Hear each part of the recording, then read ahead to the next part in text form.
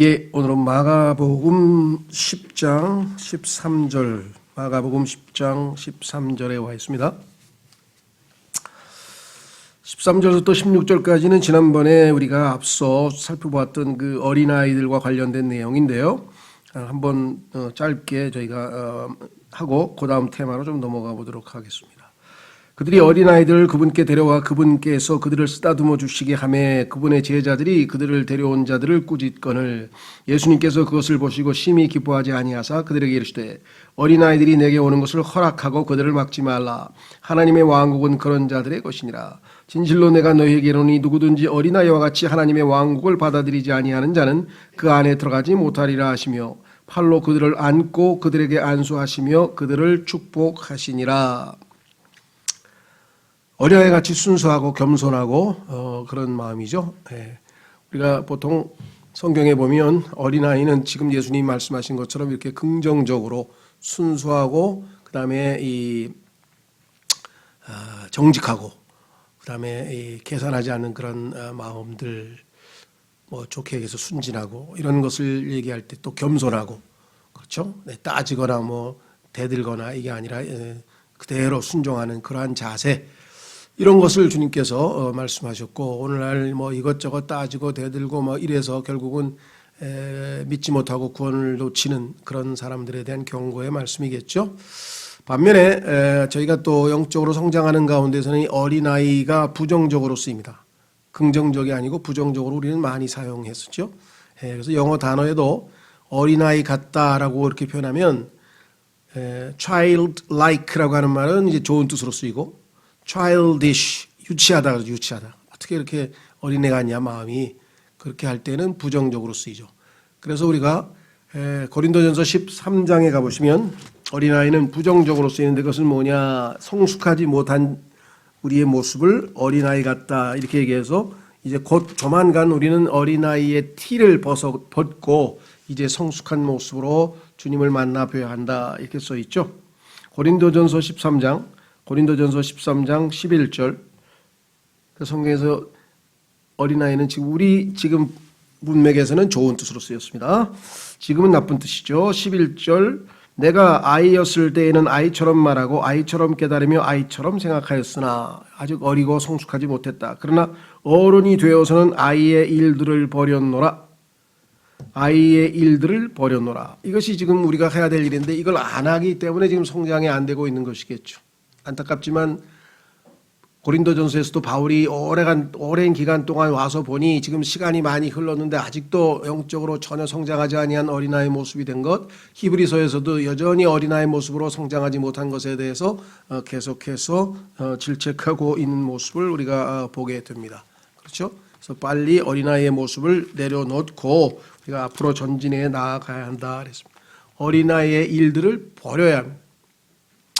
이사야서 28장에도 보면 주님께서 내가 누구를 가르치겠느냐, 어미 젖을 뗀 자들이 아니냐. 그러니까 어머니 젖을 먹으면 일정 기간 뭐 1년이든 2년 하여간 뛰고 그 다음에 이제 단단한 음식을 먹기 시작해야 정상적으로 성장을 할 텐데 계속해서 젖에 매달려 있는 사람들, 히브리서에서는 그것을 그 기초 교리, 가장 기본적인 교리들을 또 훑고 더 구체적으로 얘기하자면 또 구원 얘기하고 또 구원 얘기하고 일주일 내내 1년 내내 구원 얘기만 하고 구원받았다, 하늘나라 간다, 지옥 간다, 하늘나라 간다, 죄사함 받았다, 용서받았다.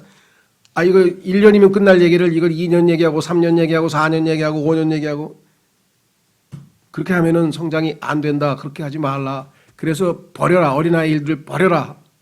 그렇게 지금 강력하게 히브리서에서도 얘기하고 있고, 그렇죠. 지금 버리지 않으면 어떻게 될 것인가. 어린애처럼 계속해서 누군가의 도움을 받고 섬김을 받는 위치, 섬기는 자로 바뀌어야 하는데 성숙해서, 그것이 지금 우리가 가야 할 길이고 또 목표입니다. 그래서 조심스럽게 참 이것이 얼마나 중요한 일이냐. 요즘에 보니까 한때 유행하던 키덜트라고 하는 말이 있었는데, 어른들인데 어린애처럼 살고 싶어요. 그래가지고 무슨 장난감, 어렸을 때 놀던 장난감, 로봇 뭐 이런 거 잔뜩 사다가 그냥 집에다가 그냥 막 어마어마하게 비춰놓고, 또 여자들은 그냥 인형, 뭐 어렸을 때 했던 그런 인형놀이 하는 거고 잔뜩 사다 놓고 나이가 30살, 40살 됐는데 그걸 보고 막 히덕거리고 막 이걸 취미생, 그게 무슨 취미생활이에요? 예, 그건 비정상이지. 그렇죠? 예, 그 나이에 맞게 점점 자라나고 성숙해져야 되겠죠. 자, 그래서 이 얘기는 짧게 마치고요. 17절부터 그분께서 길로 나아가실 때 한 사람이 달려와 그분께 무릎을 꿇고 그분께 여쭙되 선한 선생님이여 내가 무엇을 하여야 영원한 생명을 상속받으리까 하며 벌써 많은 문제가 있죠. 왜? 뭘 해서 영생을 받을 수 있다면 왜 못하겠어요? 근데 벌써 지금 질문 자체가 뭔가 초점을 안 맞췄네요.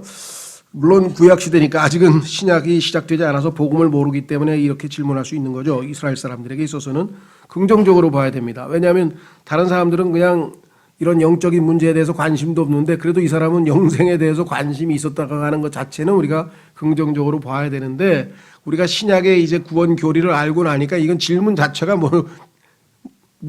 행위를 통해서 어떻게 우리가 뭘 해보겠습니까? 그렇죠?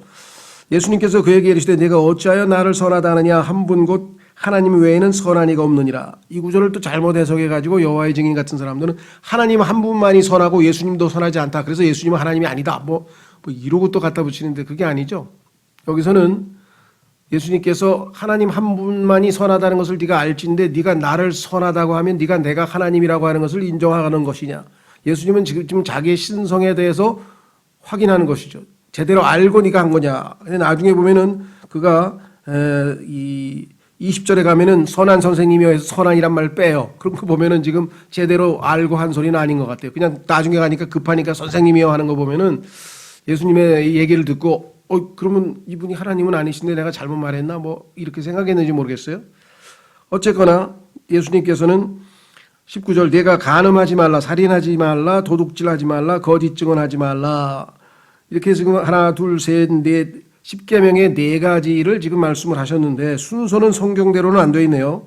출애굽기에 나와 있는 순서는 살인서부터 나가죠. 살인, 간음, 도둑으로 나가는데 하여간 어쨌거나 주님이 왜 그러셨는지는 뭐 우리는 모르겠습니다만은 그 다음에 속여 빼앗지 말라. 요 말은 구체적으로 10계명에는 나오지 않는데 거기에서 이제 다른 사람들 걸 탐한다는 걸 얘기를 하는 건 하여간 뭔가 주님께서 여기다가 덧붙이셨어요. 그 다음에 5계명을 맨 끝에다 붙이셨네요. 내 아버지와 어머니를 공경하라 하는 명령들을 아느니라 하시니 이렇게 되어 있습니다. 그렇죠? 예. 그래서 예수님께서는 지금 가만히 있어봐. 10계명 중에서 예수님께서 10계명을 2가지 계명으로 가장 큰 계명 2가지로 이렇게 요약을 한 것이 나오죠. 마태복음 22장에 그것은 뭐냐?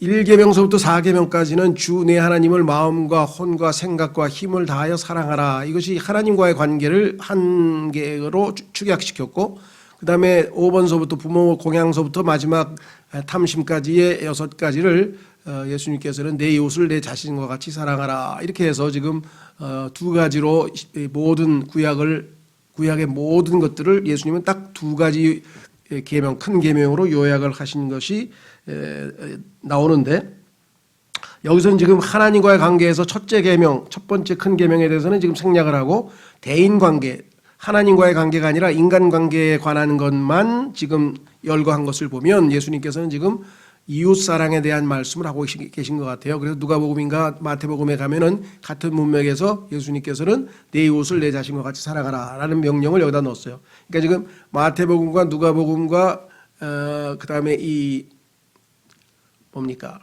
마가복음이 같은 내용을 다루는데 약간씩 달라요. 예. 그러니까 그걸 우리가 염두에 좀 두셨으면 좋겠고요. 그 다음에 어디입니까? 20절. 그 전에 여기 한 가지 좀 짚고 넘어가야 될 게 있네요. 그것은 뭐냐? 18절에 예수님께서 그에게 이르시되 내가 어찌하여 나를 선하다 하느냐? 이렇게 예수님께서 질문했는데 이 개역 성경을 포함한 영어도 NIV를 포함해서 잘못된 성서들은 이것을 어떻게 뜯어고쳤는가 하니 예수님의 신성을 없애기 위해서 내가 왜 나를 선하다고 하느냐? 하나님 한 분밖에 선하지 않은데 그렇게 해서 예수님은 자기의 신성을 드러내는 것을 빼고 뭐라고 집어넣냐면 내가 어찌하여 선에 대해서 나에게 묻느냐? 뭐 이렇게 고쳐놨어요, 성경을. 완전히 뭐 정말 참 예수 그리스도의 신성에 관련된 내용이 나오면 마귀가 그거를 엄청나게 싫어하는 것 같아요. 그래서 성경을 뜯어 고친 내용 중에서 예수님의 신성을 고친 것이 굉장히 많고, 그 중에서 결정적인 것은 디모데전서 3장 16절에 하나님이란 단어를 빼고 예수라고 그라고 하는 대명사로 집어넣었다고 했었죠. 자, 어쨌거나 그런 또 성경 변개 내용이 여기 좀 들어가 있고요. 그 다음에 20절, 그가 그분께 응답하여되 선생님이여 이 모든 것은 내가 어려서부터 준수하였나이다 하거늘. 우리가 얼핏 생각할 때는 가만있어, 예수님이 지금 행위 구원을 가르치시나? 자, 여기서 조심하십시오. 지금 구원과 관련된 얘기를 지금 하는 내용도 아니고요. 궁극적으로는 물론 영생 얘기를 했지만, 우리가 교리적으로 인간이 죄로부터 어떻게 구원받느냐 이 문제에 대해서는 항상 사도 바울의 로마서부터 시작해가지고 바울 서신에 나와 있는 신약 교리에 근거해서 우리가 정확하게 교리를 배워야지, 이 마태복음을 포함해서 이 사복음서에 나와 있는 것은 예수님께서 하신 말씀들을 우리가 모아놓은 것으로, 여기서 만약에 신약 시대의 교리를 뽑아낸다면 상당히 위험할 때가 있다. 그것은 왜 그러냐? 신약이라고 하는 새로운 언약은 마태복음 27장에 예수님께서 십자가에서 죽으시고, 그렇죠? 그때부터 효력이 발생했어요. 그러니까 새로운 언약이라고 하는 것은 예수 그리스도의 피에 근거한 새로운 언약인데, 그 언약의 효력은 마태복음 27장 이후라고 한다면은 앞에 나와 있는 이 시대, 이 내용들은 전부 다 배경이 구약적 배경을 가지고 있다는 사실을 우리가 알아야 되겠죠. 그럼 왜 마태복음 1장 1절서부터 신약 성경이라는 이름을 붙이는가? 그것은 신약이 새로운 언약이죠. 구약이 아니라 새로운 언약이 체결되는 역사적인 배경, 과정을 우리에게 보여주기 위해서 기록을 한 것이지, 실제적인 신약은 마태복음 7장에 가서야 비로소 체결이 되고, 예수님께서 말씀하셨고, 그것도 유대인들이 거부했기 때문에 민족적으로 이스라엘 민족은 제외되고 개인 한 사람 한 사람이 예수 그리스도를 믿음으로 우리가 신약의 혜택을 보게 되는 것이고, 이스라엘 백성들이 회개하고 다시 돌아올 때 하나님께서 환란이 끝나고 예수님이 지상재림할 때 이스라엘 백성과 옛 이스라엘이 거부했던 신약을 다시 체결하겠다라고 히브리서에 기록이 되어 있다는 거예요. 자, 그러니까 신약 구약은 다 언약의 백성이 이스라엘에 대한 건데, 이스라엘이 거부하는 통에 우리가 예수 그리스도의 구원의 복음을 우리에게 적용이 가능하게 되는 것뿐이죠. 그런 의미에서 봤을 때 아직 구약적인 배경에서 하시는 말씀들을 놓고 여기서 봐라, 이거 행위구원 가르치는 거 아니냐, 지금 예수님께서 계명 지켜야지 영생을 얻을 수 있다고 하지 않느냐, 그러니까 너 계명 지켰어? 이러고 나가면 이제 정말 복잡해지는 거죠. 아예 어리석은 사람아, 지금 여기에서 예수님이 하신 말씀과 사도 바울이 성경에서 우리에게 가르쳐주는 구원론과 어긋나면 당연히 우리는 신약교회의 교리를 받아들여야 되고, 이것은 영적으로 우리에게 어떻게 적용해서 유익을 얻느냐가 중요하지 교리적으로는 우리에게 해당이 안 된다. 이거를 우리가 좀 이해를 해야 되겠죠. 그렇죠? 예. 자, 그 다음에 이제 이것은 지금 전체적인 의도로 봤을 때는 예수님께서 이 부자 청년이 자기 의에 가득 차서 자기는 율법을 잘 지키고 있다, 이렇게 지금 생각을 하고 있잖아요. 근데 실제적으로는 10번째 계명, 즉 탐심하지 말라라고 하는 계명을 지금 안 지키고 있는 거거든요. 왜? 지금 이웃을 내 자신과 같이 사랑하라 그랬는데, 요한일서에 보면은 형제가 지금 경제적으로 궁핍해서 어렵고 힘들 때 그를 그냥 말로만 얘기하고 실제적으로 돕지 아니하면 그건 사랑하지 않는 거라 그랬잖아요. 그럼 이 사람은 지금 사랑하는 거예요, 안 사랑하는 거예요? 주변에 가난한 사람이 지금 널려 있을 텐데, 이 당시에. 그리고 예수님께서 실제적으로 구체적으로 사랑하는 방법도 가르쳐줬죠. 다 팔아서 주고 나에게 오면 나를 따르라. 왜? 하늘에다가 네 보화를 내가 쌓아놓아서 그걸 주겠다, 약속까지 했잖아요. 근데 지금 그걸 거부했다는 것은 탐심이 있다라고 하는 사실을 보여주는 거죠. 그렇죠? 그래서 어떤 분은, 이건 사실은 아니고 추측입니다, 어떤 분은 이 청년이 사도 바울이 아니었을까 이렇게 추측을 하는데, 근거는 뭐냐? 성경에 보니까 사도 바울이 항상 나는 율법에는 흠이 없다, 난 다 지켰다. 그런데 로마서 7장에 가서 그런데 어느 날 율법에서 탐심하지 말라라고 하는 10번째 계명을 듣는 순간에 내가 탐심이 있구나라고 하는 것을 알고 죄인이라는 것을 인정하면서 나는 죄에게 팔려가서 죽었다, 영적으로 죽었다라고, 즉 10번째 계명으로 인해서 자기가 죄인임을 깨달았다고 고백하는 내용이 나온다는 거죠.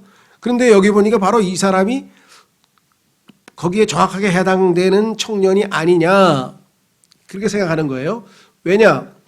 성경에 보면은 사도의 조건 중에 하나가 예수 그리스도를 직접 육신의 눈으로 목격했거나 그 후에 그분을 계속해서 따라다닌 사람이라고 몇 가지 조건이 붙어 있어요. 그러니까 어떤 분들은 사도 바울이 하늘에서 예수님의 음성을 듣고 사오라 사오라 하고 음성을 들었으니까 그게 직접적으로 예수님을 만난 조건이어서 사도를 인정해 주는 거 아니냐. 그것도 맞아요. 그런데 이것도 이 사람도 그랬어요. 나는 주장하는 게 아니라 추측이다. 성경에 보니까 사도 바울은 자기가 율법에 완전하다고 여러 번 얘기를 했기 때문에 그런데 어느 날 10번째 계명으로 인해서 죄인인 걸 깨달았다고 한 걸 보면 바로 이 구절과 연관이 있지 않느냐 이렇게 추측하는 사람도 더러 있다는 것만 말씀을 드리고요. 자, 그래서 지금 뭐라고 얘기를 했는 거 아니 다 지켰다 그랬어요. 근데 이게 과연 다 지켰을까요? 외향적으로는 다 지켰죠. 당연히. 그렇죠? 네. 외향적으로는. 그런데 예수님께서도 우리에게 말씀하셨지만 형제를 미워하는 자는 살인자라. 살인을 안 했어. 살인하지 말라는 계명은 지켰어. 그런데 이 사람은 아무도 안 미워했을까요? 당연히 누군가를 미워했겠죠. 그렇다면 이미 살인자라는 거죠. 그러니까 예수님은 지금 이 사람이 구약적 율법의 기준에 보면은 다 지킨 걸 인정해 줬어요. 근데 안 지킨 거 하나 있어. 뭐 속에 있는 내적인 탐심. 그래서 지금 뭐라고 예수님께서 말씀하셨어요? 이렇게 얘기했죠. 자기도 그걸 알아. 뭔가 부족하다는 걸. 그래서 뭐라고 얘기했는 거 아니? 21절. 이에 예수님께서 그를 보시고 그를 어떻게 했다고요? 사랑하사.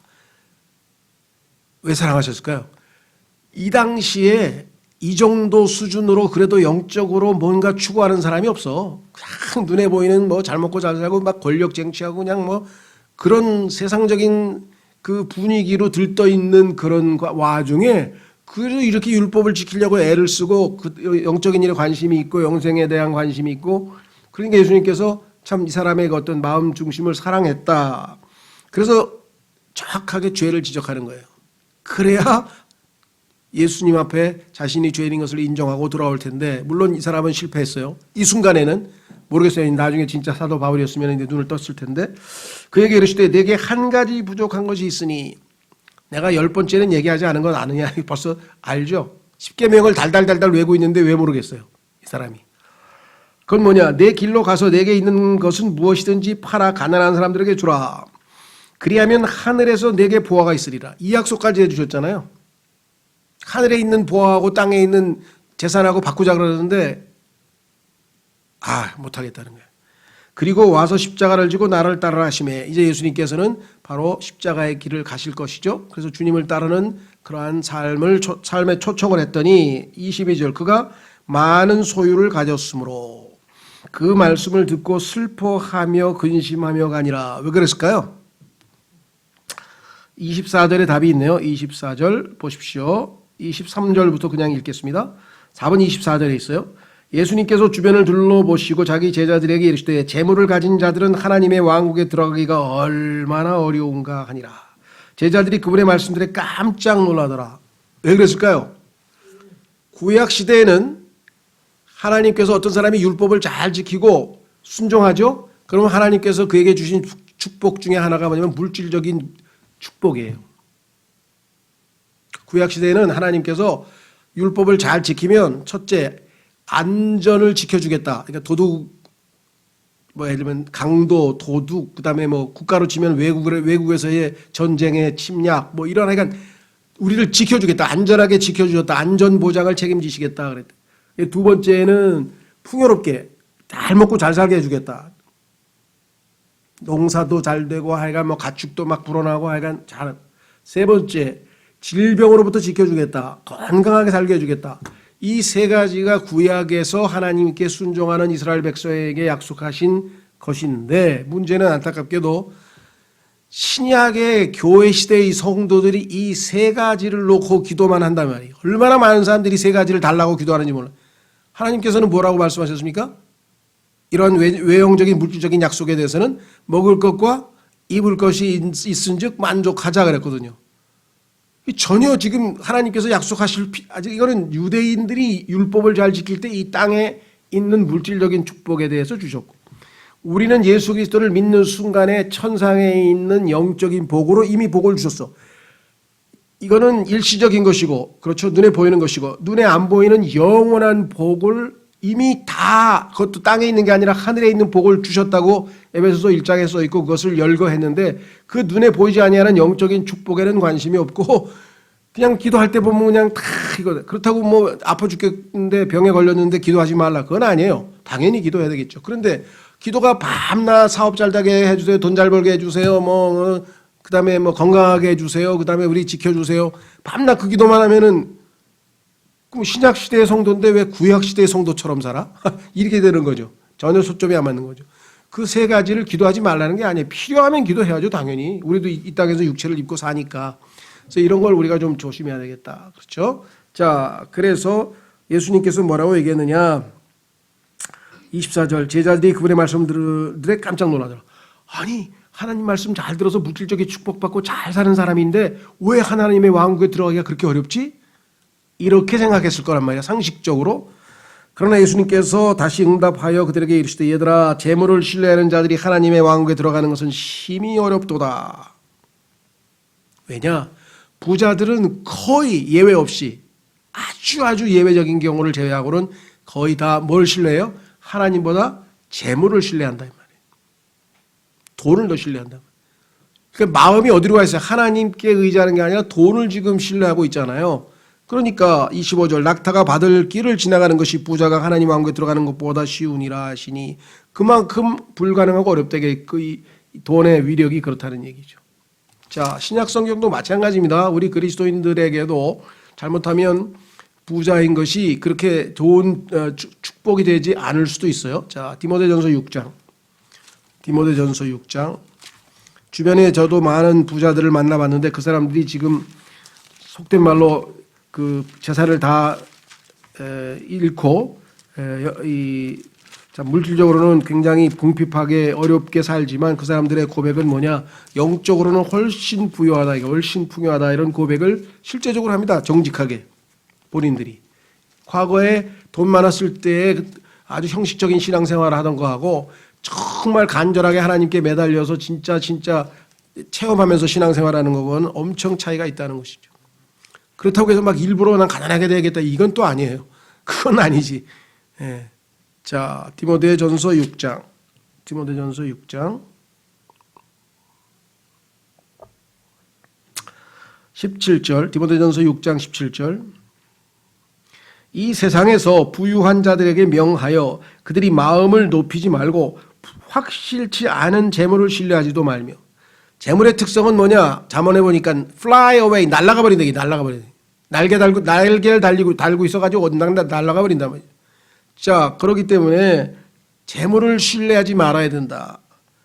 그렇죠? 예, 이 부자에게 있어서 가장 위험한 것은 뭐냐면 신뢰를 누구로 해야 되고 뒤에 써 있죠. 오직 살아계신 하나님 곧 우리에게 모든 것을 풍성히 주사 누리게 하시는 분을 신뢰하게 하고. 그러면 부자들은 돈을 신뢰하지 않고 하나님을 신뢰하는 부자들은 어떤 행동을 하는가? 거기 써 있네요. 18절. 또 선을 행하게 하며 선한 일들에 부유하고 베풀기를 좋아하며 기꺼이 나누어 주게 하라. 여기 나와 있잖아요. 그렇죠? 예. 자, 그래서 이 소위 말하면 한 구절 더 보겠습니다. 야고보서 1장으로 가시면 야고보서 2장에 가시면 5절. 여러분이 한번 하나님 앞에 솔직하게 한번 질문을 해보세요. 야고보서 2장 5절. 내 사랑하는 형제들아 귀를 기울이라. 하나님께서 이 세상의 가난한 자들을 택하사 믿음에 부요하게 하시고 또 자신을 사랑하는 자들에게 약속하신 왕국의 상속자들로 삼지 아니하셨느냐. 자, 그러니까 하나님께서 가난한 자들에게는 영적인 선물, 즉 믿음을 더 많이 주셨다는 거죠. 그래야 하나님을 의지하고 붙들고 살 거 아니겠어요? 그렇죠? 자, 그래서 다시 돌아오셔서 마가복음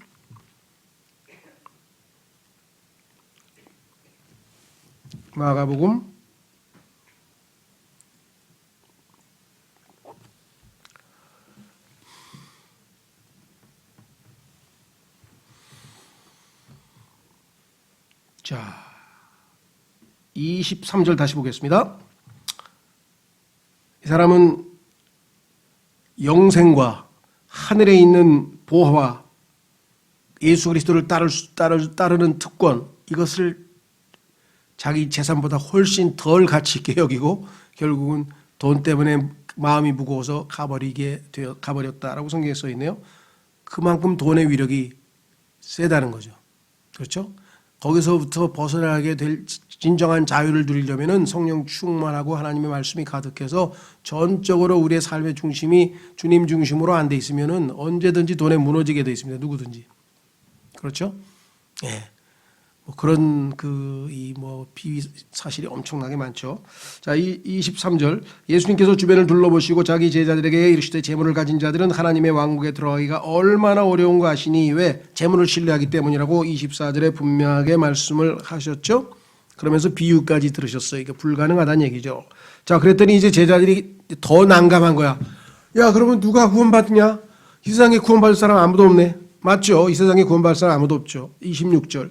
그들이 극도로 놀라며 극도로 놀랄 수밖에 없지. 아니 이제껏 구약에서 맨날 아브라함도 부자, 이삭도 부자, 야곱도 부자, 다 하나님 앞에서 올바로 산 우리의 조상들은 다 부자, 다윗도 부자, 솔로몬도 부자, 다 이렇게.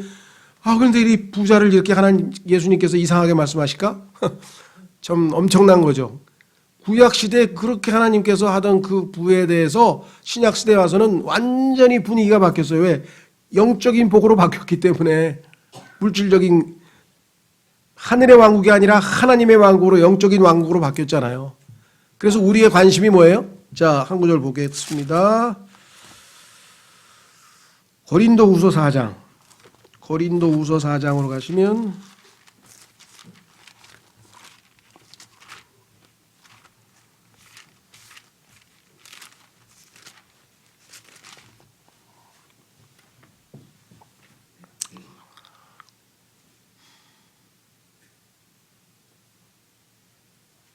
고린도후서 4장 17절 16절부터 보겠습니다. 이런 까닭에 우리가 낙심하지 아니하노니 우리의 겉사람은 썩 없어져. 우리의 겉사람은 물리적인 거잖아요. 이게 물질적인 거잖아요. 그렇죠? 그런데 속사람은 영이니까 속사람은 날마다 새로워지는도다. 우리가 잠시 받는 가벼운 고난이 우리를 위해 훨씬 더 뛰어나고 영원한 영광의 무거운 것을 이루느니라. 우리는 보이는 것들을 바라보지 아니하고 물질적인 것, 보이지 아니한 것들을 바라보나니 영적인 축복. 보이는 것들은 잠깐 있을 뿐이나 보이지 아니하는 것들은 영원하니라. 그래서 이 영원한 보이지 않는 축복을 주시겠다고 예수님이 말씀하셨더니 당장 눈에 보이는 걸 달라 그랬어요. 자, 고린도후서 다시 한 장만 더 넘기시면 5장. 지금 찾아왔던 그 구절에서 고린도후서 4장에서 5장으로 바로 가면 뭐라고 남아 있는가? 그 유명한 7절 말씀. 고린도후서 5장 7절 말씀. 우리는 믿음으로 걷고 보는 것으로 걷지 아니하노라. 믿음으로 걷는 것은 보이지 않는 것을 믿고, 그렇죠? 영원한 복을 바라고 가는 것이고요. 보는 것으로는 걷지 아니한다. 왜? 그거는 잠시 있다 없어져 버리는 거니까. 다시 마가복음 10장으로 돌아오겠습니다. 마가복음 10장. 그래서 그러면 누가 구원을 받을 수 있을까 이렇게 걱정하고 있었는데 예수님께서 이렇게 말씀하셨는데 27절에 예수님께서 그들을 바라보며 이르시되 사람들에게는 그것이 불가능하되. 그렇죠. 사람들에게는 불가능해요. 그러나 하나님은 가능하시죠. 하나님께는 그렇지 아니하니 하나님께는 모든 것이 가능하니라 하시니라. 그렇죠. 원수를 사랑하는 것도 가능하죠. 예수님이 하셨잖아요. 그렇죠. 우리나라에도 그런 분 계시죠. 손양원 목사인가? 그분은 자기 아들을 죽인 공산당 청년을 자기의 양아들로, 자기 아들을 죽인 청년을 자기의 양아들로 삼아서 평생 키워가지고 하나님의 일꾼으로 키워냈잖아요. 김중근 목사님은 자기 아버지를 죽인 공산당원을 용서했다 그러고, 하여간 그런 예들이 불가능하죠. 인간으로 보면 불가능하죠. 그렇죠? 어떤 분이 그런 얘기를 했어요. 자기 이웃을 자신과 같이 사랑하라, 이 제목을 놓고 설교를 하다가 그 알프레드 깁스라고 하는 그 목사님이 예화를 하나 들었는데 그 예화가 아주 좀 뭐랄까요, 마음에 와 닿다 그럴까요? 시사적이어서 좀 말씀드리면, 불이 났어. 뉴스에 보니까 딱 보니까 자기 동네야. 그래가지고 그냥 막 정신없이 이제 간 거예요. 가가지고 딱 보니까 다 타 없어진 게 자기 집이야. 그랬더니 이 사람이 할렐루야! 아유, 다른 사람 집 안 타고 우리 집 탔으니까, 아유, 다행이네. 그게 자기 이웃을 자기와 같이 사랑하는 사람의 태도라 그랬대. 그게 인간적으로 가능하냐, 이 말이. 이 사람은 너무나 성령이 충만해가지고 다른 사람이 피해를 안 입고 내가 피해를 입어서 감사하다고 한 거예요. 그건 뭐예요? 하나님께서 이 사람 안에 지금 예수 그리스도께서 살아계시니까 가능했던 거지. 그럼 누구를, 물론 손양월 목사나 김중근 목사님이나 순종했으니까 그 순종을 높이서 하지만 그렇게까지 하실 수 있는 분은 하나님이시니까 먼저 우리는 하나님께 영광을 돌리는 거죠. 그렇죠? 예, 사람들이 훌륭한 거를 우리가 그것도 하나님이 하신 거니까 뭐 인간을 뭐 칭찬할 필요 없다는데 그건 또 잘못된 거예요. 그 사람이 순종하지 않았더라면 하나님께서 순종을 높이 사야죠. 그러나 그 사람이 무슨 특별히 훌륭한 사람에서 한 건 아니라는 거죠. 순종 하나를 통해서 하나님은 그렇게 얼마든지 어마어마한 일도 하실 수 있는 분이다. 걱정하실 거 없어요. 그래서 저 사람 부자인데 이제 아이고 하늘나라 들어가긴 텄구나. 그렇게 생각하실 필요 없다니까요. 엄청난 부자도 또 믿는 분이 있어요. 예, 드물지만 좀 드물긴 하죠. 그거는 왜냐하면 돈이 워낙 그 돈에 대한 신뢰를 하게 마련이니까 인간이니까. 자, 그래서 28절서부터 31절에 그때 베드로가 그분께 말하기 시작하여 이르되 보소서 우리가 모든 것을 버리고 주를 따랐나이다 하며 야 찬스가 왔어. 야 왔구나. 왜? 지금 예수님께서 물질을 다 포기하는 것이 참 얼마나 어려우냐. 하나님께서 하시지 않으면 안 된다 하면서 지금 그 얘기를 마침 주제로 삼아서 얘기하니까 베드로가 우린 다 버리고 주님 따랐습니다. 딱 고백을 했네요. 그렇죠. 우리가 모든 것을 버리고 주를 따랐나이다 하매 그 칭찬했죠. 예수님께서 응답하여 이르시되 하나님은 자신을 소원해 자신이 희생을 하고 하나님께 바쳤는데 그 사람을 소원해 보게 하시는 분은 절대로 아니죠. 그거는 절대로 아니에요. 그래서 어떻게 했는가? 예수님께서 응답하여 이르시되 진실로 내가 너희에게로니 나와 복음을 위하여 집이나 형제나 자매나 어머니나 아버지나 어머니나 아내나 자녀나 토지를 버린 자는 지금 이 시대에 집과 형제와 자매와 어머니와 자녀와 토지를 100배나 받되 그 다음에 보세요. 이제 막 좋아하다가 이게 뭐야 갑자기 핍박과 함께 받고 예, 주님을 위해서 희생하고 모든 것을 다 바쳤다고 해서 그 사람에게 항상 좋은 일만 있는 건 아니라는 거죠. 자, 핍박과 함께 받고 그 다음에 이제 중요한 겁니다. 오는 세상에서는 영원한 생명을 받으리라. 자, 구약적 배경이라는 거 금방 알 수 있죠. 왜? 우리는 지금 영생이 우리 안에 있잖아요. 이 영생 이미 받았잖아요. 우리는. 신약시대의 그리스도인들은 지금 영원한 생명이 우리 안에 있죠. 확인해 보겠습니다. 요한일서 5장. 영생을 나중에 받는 게 아니라 우리는 이미 받았어요. 그러니까 이게 교리적으로 이거를 막 지금 우리 시대에다 갖다 붙이면 아주 큰 낭패를 당하게 된다. 요한일서 5장에 보면 우리는 지금 예수 그리스도를 믿고 영생을 가졌다. 그러니 그 사실을 너희가 알아야 한다. 지금 이렇게 계속 강조하고 있죠. 그걸 모르면 안 되죠. 우리 안에 예수님이 우리에게 영원한 생명이 되어 주셨다. 요한일서 5장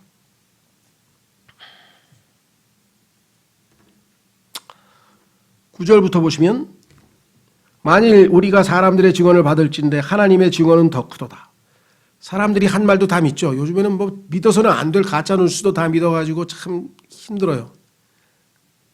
믿어서는 안 될 걸 믿어가지고 일어난 일들이 지금 뭐 말도 못하게 많습니다. 지금. 자, 그런데 그래도 어느 정도 신뢰할 만한 역사적 기록은 믿죠. 우리가 뭐 이순신 장군이 거북선 맞은 거를 안 믿습니까? 세종대왕이 한글을 만들었다는 걸 안 믿습니까? 다 믿죠. 예. 자, 그런데 문제는 뭐냐? 하나님의 증언을 왜 안 믿냐 이거야. 하나님께서 하늘과 땅을 창조하셨다 이렇게 증언하셨는데 못 믿겠다 이렇게 나오면 하나님 화가 안 나시겠어요? 인간이 한 말도 철떡같이 믿으면서. 자, 이것은 하나님의 증언이니 그 중에서도 하나님의 증언은 성경 전체지만 그 중에서 핵심은 뭐냐? 아들에 대해서 증언하시는 하나님께 관심은 아들을 영화롭게 하고 아들을 높이는 것이기 때문에 순종하신 그 아들을 영화롭게 하는 거기 때문에 뭐라냐? 곧 그분께서 자신의 아들에 관하여 증언하신 것이니라. 하나님이 뭐라고 증언하셨나 보세요. 하나님의 아들을 믿는 자는 자기 안에 이 증언을 가지고 있고, 아들을 믿는 자는 하나님의 증언을 받아들인 것이고, 하나님을 믿지 않는 자는 그분을 거짓말하는 자로 만들었나니. 아니, 거짓 증언자로 해서 하나님께서 지금 거짓 증언했습니까? 이 세상 사람들도 법정에 가서 거짓 증언하면 그거 잡혀가잖아요. 죄잖아요, 죄. 그럼 하나님께서 지금 거짓 증언하고 계신가요? 자신의 아들에 대해서? 아니죠. 그런데 왜 안 믿냐 이거예요. 자, 그래서 뭐라고 얘기했는 거 아니? 그분을 거짓말하는 자로 만들었나니.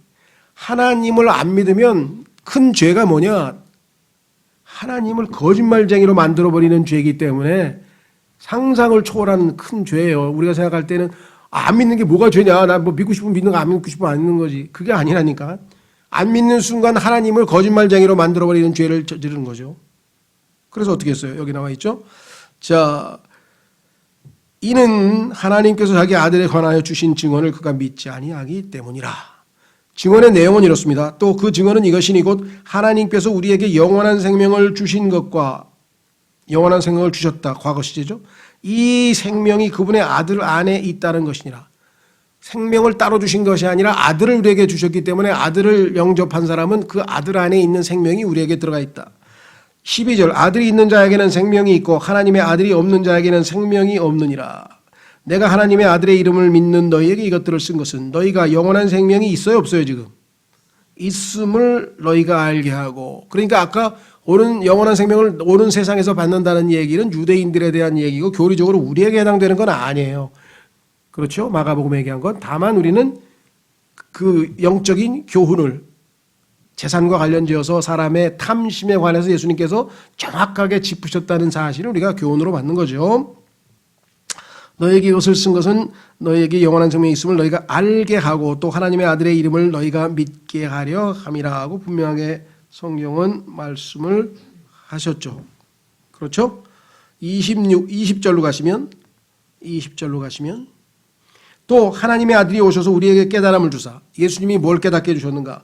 우리가 진실하신 분을 알게 하셨음을 우리가 알며 하나님을 알게 해주셨죠. 예수님이 오셔서 예수님을 보니까 하나님이 예수님과 같은 분이구나 라는 걸 알게 됐고, 그 다음에 어떻게 됐습니까? 또 우리가 진실하신 분 곧 그분의 아들 예수 그리스도 안에 있음을 아노니.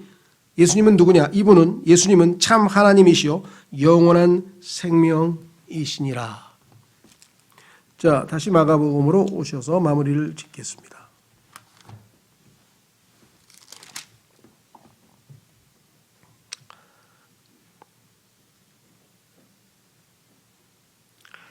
이 31절 그러나 처음인 자로서 마지막이 되고 마지막인 자로서 처음이 될 자가 많으니라 하시니라. 이것은 뭐 설명이 여러 가지가 될 수 있는데 우리가 상식적인 선에서 제일 먼저 뭔가 자기가 앞장선 것 같이 이 부사 청년인 것처럼 선한 행위를 하고 막 의로운 행위를 하고 율법적인 행위를 했지만 실제적으로는 예수님을 거부하고 가버렸죠. 그렇죠? 그러나 그렇지 않고 죄 가운데 거하고 영적인데 아무 관심도 없던 사람이 어느 한순간에 예수 그리스도를 뒤늦게 받아들여서 얼마든지 우리가 이 첫 번째 사람이 될 수 있는 것이고요. 또 유대인과 이방인의 관계도 여기서 설명할 수 있고 유대인이 먼저였지만 나중이 되고 이방인이 나중이었다가 먼저가 될 수 있는 것도 있고요. 또 포도원에서 포도원에 초청받아서 일하던 사람이 아침부터 일찍부터 와가지고 일했죠. 근데 슬슬 놀다가 거의 맨 끝에 1시간 남았을 때 초청받아서 일했던 사람인데 그 사람이 돈은 먼저 받았죠. 월급은. 먼저 받아가지고 뒤에 있는 친구가 불평해가지고 이게 이럴 수가 있냐고 막 따지고 그랬죠. 그래서 교리적으로도 얼마든지 적용이 가능하고 영적으로도 얼마든지 이 적용이 가능한 내용입니다. 그렇죠. 성경에 보니까 두 아들이 있는데 첫째 아들이 하나님께서 이거 하겠느냐 그랬더니 네 알겠습니다. 근데 가서 안 하고 둘째 아들은 싫어요. 그런데 가만히 생각하니까 순종해야지 하고 했다. 그럼 누가 진짜 첫째 아들이냐? 당연히 둘째 사람 아니냐 그렇죠. 그런 것도 마찬가지잖아요. 다 처음과 나중이 뒤바뀌는 거죠. 그렇죠? 영적인 교훈을 우리가 얻으면 될 것 같습니다. 이 시간에 우리는 오늘 말씀을 통해서 정말 우리의 마음에 있는 깊은 그 탐심, 참 신기하죠? 성경에 보니까 탐심은 우상 숭배라 그러고 골로새서 3장에 써 있고 에베소서 5장인가 두 군데 써 있는데 탐심은 우상 숭배라. 10계명의 첫 번째, 두 번째가 하나님만 섬기고 다른 신들을 섬기지 않는 겁니다. 이게 우상 숭배와 관련된 거죠. 그렇다면은 예수님께서는 우상 숭배와 관련된 계명은 뺐어요. 왜? 이 사람이 지금 탐심, 즉 우상 숭배를 하고 있다는 것을 알려주기 위해서 하나님에 관한 계명도 뺐고 그 다음에 10번째 탐심에 관한 계명도 뺀 것은 의도적으로 이 사람의 죄를 밝히 다 노출시켜서 보여주고자 하는 것이겠죠. 그렇죠? 예. 시간에 우리가 정말 주님의 이와 같은 그 마음의 중심에 우리의 마음이 어디로 가 있는지 정말 우리에게는 이 구약 시대가 아닌 신약 시대에 정말 선물로 구원을 주시고 믿음을 선물로 주셔서 우리가 참 하나님의 자녀가 됐는데 정말 열심을 다해서 기쁜 마음으로 주님을 따르는 여러분과 제가 될 수 있도록 주님께 이 시간 잠깐 간구하는 시간을 갖겠습니다.